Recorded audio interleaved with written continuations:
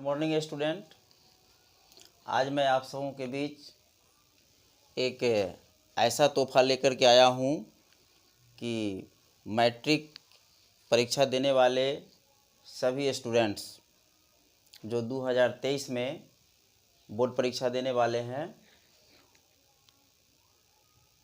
मैं आज तक देखते आया हूँ कि जितने भी बोर्ड परीक्षा देते हैं उसमें से करीबन 30 से 40% विद्यार्थी को गणित में क्रॉस लगता है।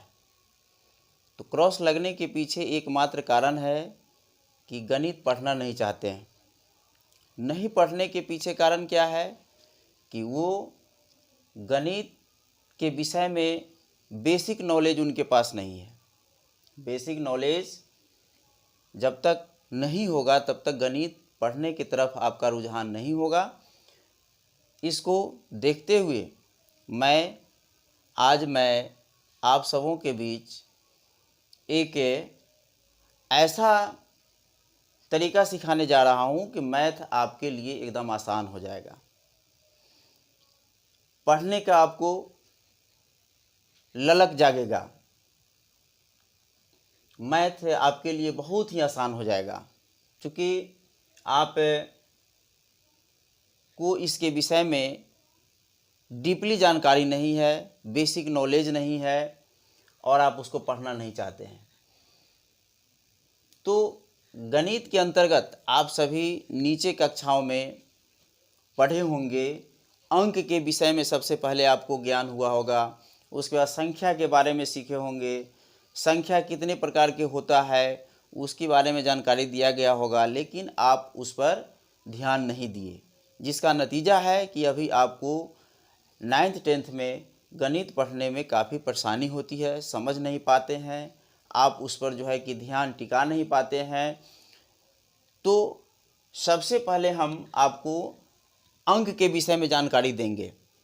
9th और 10th के विद्यार्थी के लिए मैं यह वीडियो बनाने जा रहा हूं और इसके बाद मैं 10th क्लास के प्रत्येक चैप्टर वाइज इंट्रोडक्शन और इम्पोर्टेंट क्वेश्चन को कराते हुए सिलेबस को पूर्ण करते हुए 1 महीना के अंदर मैं इसको पूरा करूंगा और उसके बाद मैं simple paper set wise revision कराऊंगा। डिटेल्स उसके सॉल्यूशन के साथ आपको समझाते हुए आगे हम बढ़ाएंगे, ताकि आपको किसी प्रकार की कठिनाई नहीं होगी। तो अंक आप जानते हैं कि गणित में अंक 0 से लेकर के 9 तक होता है और इसी 10 अंक पर जो है ये गणित टिका है। 10 अंक का ही प्रयोग पूरे गणित में किया जाता है। हम जहाँ तक शिक्षा प्राप्त करेंगे वहाँ गणित में ये 10 अंक का ही प्रयोग होता है। इस 10 अंक के अलावे और कोई अंक आपको मिलेगा नहीं। तो 0 से 9 तक हम 10 अंक का ज्ञान लेते हैं, तो ये आपको जानकारी होगी। उसके बाद संख्या जो है 2 अंक से मिल करके बनता है और 10 से शुरू होता है। तो 10 जो हमने लिखा 2 अंकों की संख्या में अंक का ही जरूरी है, तो अंक उसमें 1 और 0 मिल गया, 2 अंकों मिला करके 2 अंकों की संख्या हो गई। तो इसी तरह से आप कितना ही अंकों का संख्या लिखिएगा तो उसमें क्या चाहिए, आपको अंक मिलाना ही पड़ेगा। तो संख्या जो है, संख्या का प्रकार में जैसे पहला है प्राकृत संख्या,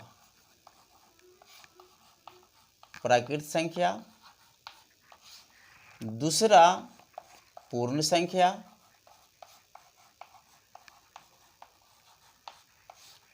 तीसरा पूर्णांक संख्या,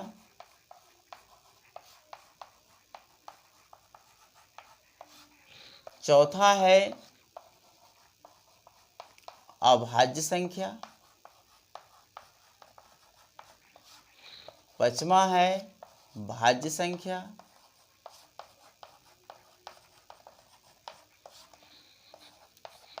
छठा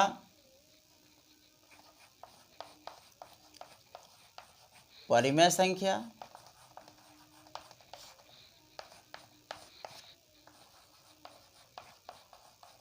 अपरिमेय संख्या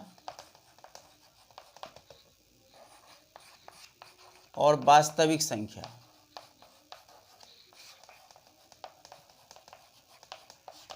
इन ये 8 संख्याओं के बारे में आप जान लीजिएगा तो आपको गणित समझने में कठिनाई नहीं होगी। ये 8 संख्या से ही संबंधित जितने भी क्वेश्चंस आएंगे सब में इसका प्रयोग होगा, लेकिन इसी का कुछ पार्ट्स हो जाता है जिसको अभी हम डिटेल्स में बताएंगे। तो सबसे पहले आपका है प्राकृत संख्या। प्राकृत संख्या हम किसको कहेंगे? वैसी संख्या जो 1 से प्रारंभ होती है और अनंत तक जाती है। वैसी संख्या जो 1 से प्रारंभ होगी और कहाँ तक जाएगी? अनंत तक जाएगी। अनंत का मतलब क्या हुआ? कि जिसका अंत नहीं है। जैसे हम लिखते हैं 25 माने 25, तो 25 के बाद में 26 होता है। 1 लाख, तो 1 लाख के बाद में 1,01,000 होता है। माने इसका कोई अंत नहीं है, लेकिन यह शुरू कहाँ से होता है? 1 से। यानी 1 से लेकर के अनंत तक, माने जहाँ तक जाएगा इन्फिनिटी, वहाँ तक की संख्या को हम कहेंगे प्राकृत संख्या। जैसे 1 2 3 4 डैश डैश इन्फिनिटी, माने अनंत, अनंत तक की सभी संख्याएं प्राकृत संख्या के अंतर्गत आता है। दूसरा आपका है पूर्ण संख्या। तो पूर्ण संख्या क्या होता है? तो पूर्ण संख्या शुरू होता है 0 से, यानी वैसी संख्या जो 0 से प्रारंभ होकर के और अनंत तक जाती है, वैसी संख्या को हम कहते हैं पूर्ण संख्या। यानी इसका भी कोई अंत नहीं है, लेकिन शुरू कहाँ से होता है? 0 से। 0 1 2 3 4 अप टू यह भी इन्फिनिटी तक जाता है। इन्फिनिटी तक जाने का मतलब हुआ कि इसका अंत नहीं है, एक के बाद कोई ना कोई फिर उसके बाद में दूसरा है, इसीलिए इसका इन्फिनिटी इस तरह की संख्याएं हैं। पूर्ण संख्या अनंत होती है। अब है पूर्णांक संख्या। पूर्णांक संख्या क्या होता है? वैसी संख्या जो निगेटिव से शुरू होता है और पॉजिटिव तक जाता है, यानी ऋणात्मक से धनात्मक तक की सभी संख्याएं, जितनी भी ऋणात्मक संख्या हम शुरू करेंगे जहां से, वहां से फिर धनात्मक तक की संख्या को हम पूर्णांक संख्या कहेंगे। तो पूर्णांक संख्या क्या होगा? जैसे मान लेते हैं हम शुरू करते हैं -5, तो -4 होगा, -3 -2 -1 0 1 2 3 4 5, ये सभी की सभी संख्याएं ये हो गया पूर्णांक संख्या। लेकिन पूर्णांक संख्या का टाइप्स है, इसमें आ जाएगा एक ऋणात्मक पूर्णांक संख्या, दूसरा आएगा धनात्मक पूर्णांक संख्या। तो जिसके पीछे माइनस लगा है, -5 -4 -3 -2 -1, ये सब का सब हो गया ऋणात्मक पूर्णांक संख्याएं, और जिसमें माइनस नहीं लगा है वो हो गया धनात्मक पूर्णांक संख्याएं। यानी how many types of integer number? पूर्णांक संख्या को हम इंग्लिश में कहते हैं इंटीजर नंबर। तो देयर आर 2 टाइप्स, यानी इंटीजर नंबर 2 तरह का होता है, 2 प्रकार का होता है। एक होता है नेगेटिव इंटीजर, दूसरा होता है positive integer.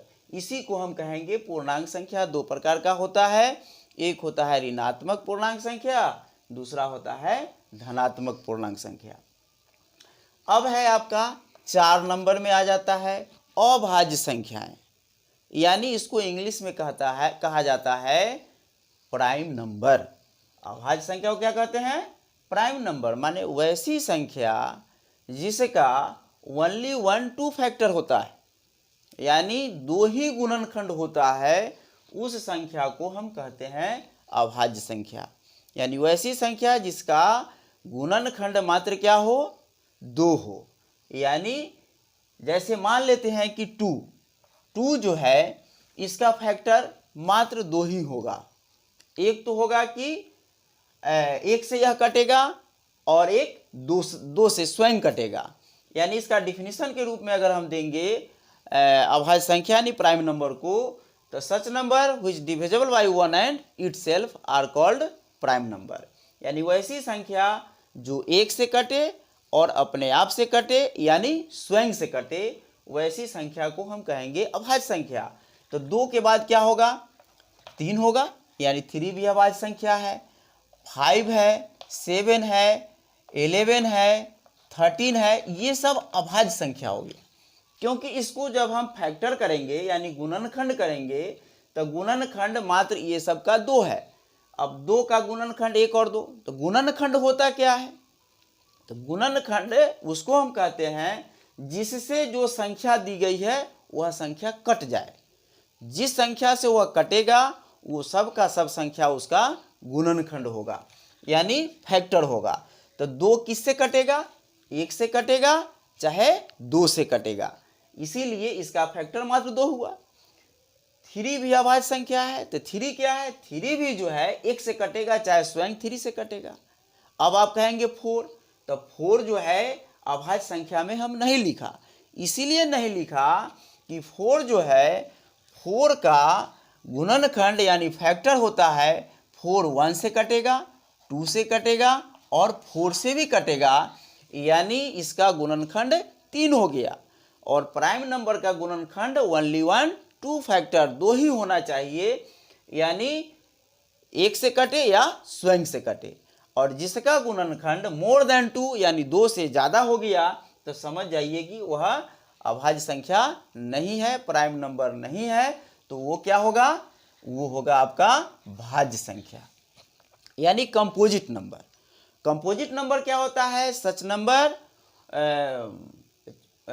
Number which divisible by many number, यानी 1 और स्वयं के अलावे और भी दूसरी संख्या से वह कट जाती है, उसको हम कहते हैं भाज्य संख्या। यानी इसका फैक्टर क्या होगा, मोर देन 2 फैक्टर, 2 से ज़्यादा फैक्टर होगा तो उसको हम कहेंगे भाज्य संख्या। जैसे यहाँ 4 है, 4 जो है यह भाज्य संख्या है, इसलिए भाज्य संख्या हुआ क्योंकि 4 का जो है फैक्टर कैगो हो गया, 3 गो हुआ, यानी मोर देन 2 हुआ, 2 से अधिक हो गया, इसलिए यह क्या होगा, भाज्य संख्या हो जाएगा। अब 4 के बाद क्या है, 4 के बाद 5, तो 5 भी तो कटेगा 1 से या 5 से कटेगा। 5 के बाद 6, तो 6 आपका प्राइम नंबर नहीं है, अभाज्य संख्या नहीं है, तो क्या होगा, भाज्य संख्या यानी कंपोजिट नंबर। क्यों, क्योंकि 6 कटेगा, 1 से कटेगा, 2 से कटेगा, 3 से कटेगा और 6 से कटेगा। तो 6 क्या हो गया, ये कंपोजिट नंबर हो गया, भाज्य संख्या हुआ, क्योंकि इसका जो फैक्टर हुआ वह मोर देन 2 हुआ, यानी 4 को फैक्टर हो गया, इसलिए यह भाज्य संख्या होगा। अब है छठा नंबर है परिमेय संख्या, जिसको हम कहते हैं इंटीजर नंबर, जिसको हम कहते हैं इरेशनल नंबर। रेशनल नंबर आपका परिमेय संख्या हुआ और इरेशनल नंबर हुआ अपरिमेय संख्या। परिमेय संख्या और अपरिमेय संख्या में बहुत ही विद्यार्थी जो है कंफ्यूज करता है कि क्या है, बहुत ही टफ है, कुछ नहीं है, एकदम हल्का है, समझना है, समझने के बाद में एकदम आसान हो जाएगा। परिमेय संख्या वैसी संख्या जो क्या है, पूर्ण वर्ग होता है। पूर्ण वर्ग का मतलब क्या, जैसे मान लेते हैं कि 2 है, तो 2 का हम वर्ग करेंगे तो 4 होगा, तो 4 जो हो गया वह किसी संख्या का पूर्ण वर्ग है, यानी परफेक्ट स्क्वायर है। तो 4 जो है किसका स्क्वायर है, तो 2 का स्क्वायर है, इसीलिए 4 जो होगा वह क्या होगा, रेशनल नंबर होगा, परिमेय संख्या होगा। इसको हम रूट में अगर रख देते हैं 4, तो 4 जो है यह परफेक्ट स्क्वायर है, इसीलिए 2 का स्क्वायर, किसका परफेक्ट स्क्वायर है, 2 का, तो स्क्वायर से रूट खत्म हो गया, 2 यानी यह स्क्वायर से फ्री हो गया, इसीलिए हम इसको हम कहेंगे परिमेय संख्या। दूसरे रूप में आप ऐसे भी कह सकते हैं कि वैसी संख्या जिसका हम स्क्वायर रूट निकाल सकते हैं, माने वर्गमूल हम निकाल ले सकते हैं पूर्ण संख्या में, यानी होल नंबर में उसका हम स्क्वायर निकाल, परफेक्ट स्क्वायर यानी स्क्वायर रूट हम निकाल सकते हैं, वर्गमूल निकाल सकते हैं। जैसे 9 है, तो 9 भी आपका क्या है, यह परिमेय संख्या है, क्योंकि इसको रूट के अंदर हम रखेंगे और यह किसका परफेक्ट स्क्वायर है, तो 3 का, 3 का स्क्वायर है, तो 3 3 जा 9 हो गया। तो परफेक्ट स्क्वायर जो होगा वही संख्या परिमेय संख्या होगा। अब मान लेते हैं 16, तो 16 परिमेय संख्या है कि नहीं? तो 16 परिमेय संख्या इसलिए है कि यह किसी न किसी संख्या का स्क्वायर है। तो किसका है? 4 का स्क्वायर हम करेंगे तो क्या हो जाएगा? 16, यानी यह परफेक्ट स्क्वायर है, इसीलिए यह परिमेय संख्या हुआ। आपको क्वेश्चन पूछेगा कि √16 बताओ कि यह परिमेय है कि अपरिमेय है। परिमेय संख्या है कि अपरिमेय संख्या है? तो उस स्थिति में आप इसको क्या कहेंगे? यह परिमेय संख्या है।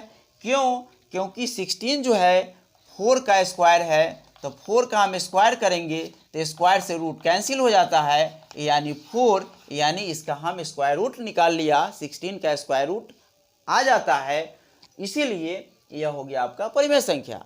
अब आगे आ गया 7। अपरिमेय संख्या क्या होता है? तो वैसी संख्या जो परफेक्ट स्क्वायर नहीं होता है। अब मान लेते हैं कि 7, तो 7 आपका क्या होगा? रूट अंडर अगर 7 हम कर दें तो यह आपका अपरिमेय संख्या होगा। इसलिए अपरिमेय होगा कि यह किसी भी संख्या का परफेक्ट स्क्वायर नहीं है। किसी भी संख्या का परफेक्ट स्क्वायर करेंगे, किसी भी संख्या का स्क्वायर हम करेंगे तो 7 नहीं आएगा। जैसे मान लेते हैं कि 1 का स्क्वायर हमने किया, 1 का स्क्वायर करेंगे तो क्या होगा? 1, 2 का स्क्वायर करेंगे तो क्या होगा? 4, 3 का स्क्वायर करेंगे तो क्या होगा? 9। लेकिन 1 4 1 2 3 ये आपने प्राकृत संख्या को लिखा, तो प्राकृत संख्या 1 होता है, उसके बाद 2 होता है, 3 होता है, तो 1 का स्क्वायर 1, 2 का स्क्वायर 4, 3 का स्क्वायर 9, तो 7 तो आया ही नहीं। तो किसी भी संख्या का हम स्क्वायर करेंगे तो ये 7 नहीं आएगा, इसीलिए √7 क्या हो गया? यह अपरिमेय संख्या हो गया। अब आगे है वास्तविक संख्या क्या होता है। तो वास्तविक संख्या एक ऐसी संख्या है, यह ब्रह्मांड है। जैसे अपना देश में ब्रह्मांड है, पूरे ब्रह्मांड में बहुत सारे देश है, तो इसी तरह से और सब देश इसी में निहित है। तो वास्तविक संख्या यानी इसको हम कहते हैं रियल नंबर। तो रियल नंबर के ही निकला हुआ ये सभी प्रकार की संख्या है। यानी यह क्या है? समुद्र है, सी है, यानी समुद्र अथाह होता है, माने इसी में सब मिला हुआ है।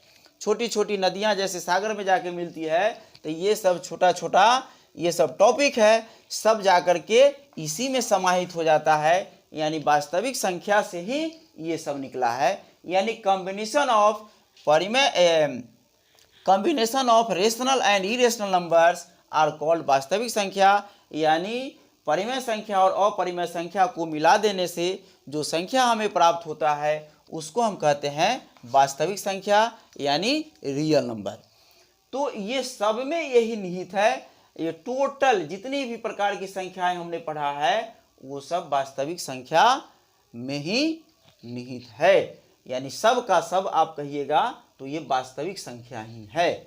वास्तविक संख्या से ही ये सब आया है। यानी वास्तविक संख्या हुआ कि परिमेय संख्या और अपरिमेय संख्या को मिला देंगे तो वास्तविक संख्या प्राप्त हो जाएगा। चाहे जो भी संख्या आप कहिए, सब का सब क्या है? वास्तविक संख्या होता है।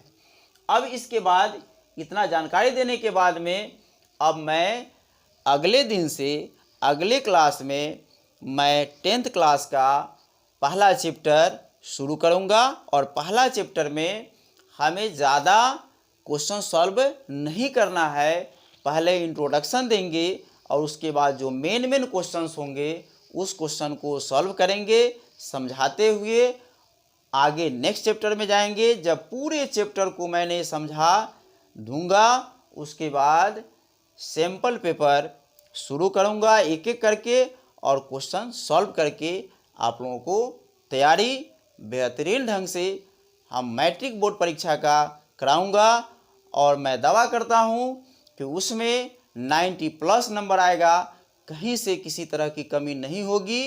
आप मेरे चैनल को लाइक और सब्सक्राइब निश्चित रूप से करेंगे ताकि जो भी वीडियो हम डालेंगे वो सबसे पहले आप पर यह जा सके। धन्यवाद।